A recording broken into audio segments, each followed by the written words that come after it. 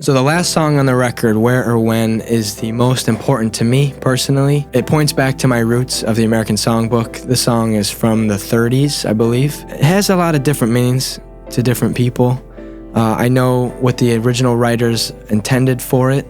I have a different feeling about the song. I wanted the last song on this album to represent the moment of going to bed. For me, this is a reflection of myself. It's me pretty much singing to myself. I remember when I first started my music career, I was working at a great company. I was very nervous to kind of bet on myself. I saved up my money as much as I could, booked out a venue in my hometown of Rochester, New York.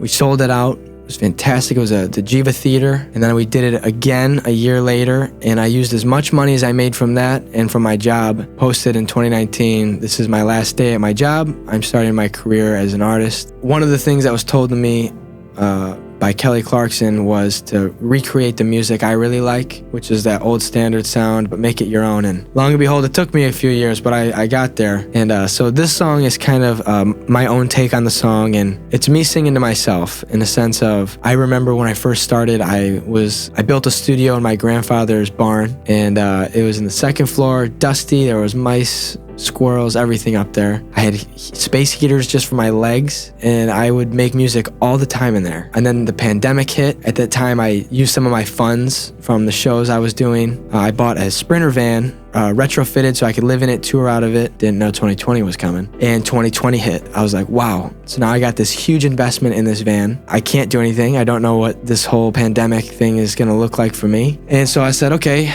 I guess I'll live in this thing for a year and a half. And I lived in that van. I had nowhere other than the studio where I'd go work in the barn late at night, ran extension cords all the way up to the top floor. And I remember even at a few points, it got so cold in there that I went out and I bought $3 like 9x12 or 9x20 plastic sheets that you buy when you're painting a house. And I built an igloo that I could sit in. I duct taped it to the ground, even though there was holes in the floor, and I put heaters, and that's how I heated it. Because my fingers would get so cold, I couldn't move my fingers. I couldn't do anything, so I had to make a solution. I think it was at the back half of 2019, I was really struggling financially to keep it afloat, because I knew I probably had maybe 3-4 months, and then it was over. I didn't have funds. I had to figure something out. I had to get another job, which is okay, but it wasn't in the playbook. And I remember I had a bunch of moments where I'd break down, like, I gotta figure this out. I gotta find a way. And I remember I was looking at the DoorDash app. I was like, should I DoorDash now? Should I do this? And I remember just thinking, man, if I give up, I'm a failure. I didn't do it. And yeah, it's crazy. The album I did at the time in 2019, Crooner, the royalties from it came at the perfect timing. Like I made a few thousand, and that really helped me keep things afloat with the payment of the car and everything. And you need to have hard work, but there is a sense of luck. And I've had so many people help me, so I try to do that again.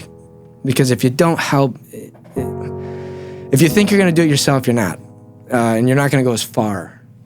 So at that time, I just remember struggling and really being down on myself. And this song is just kind of a reflection of that, like I see myself, I see where I was, when I look in the mirror and I don't know, I see an old outfit I used to wear. I remember who that was. I remember that guy, that thought process, and it's a tough time, But I will say, I'm not going to cry here, but a lot of people have it way worse than me, so I'm not going to complain at all.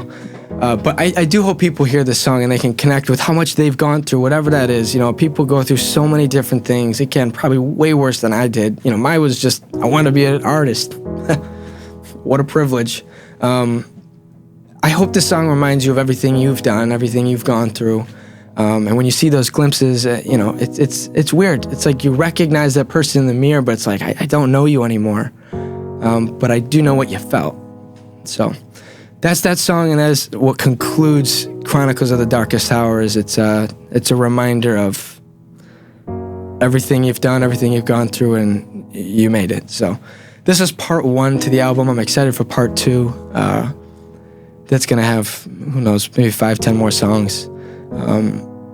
And yeah, so that's why I had that song. Oh, and I got to shout out Mark Bader in Rochester, New York. I wanted to pull in my roots for this, and his incredible talent. He played the piano on this record, so he really made this one come to life. So thanks, Mark.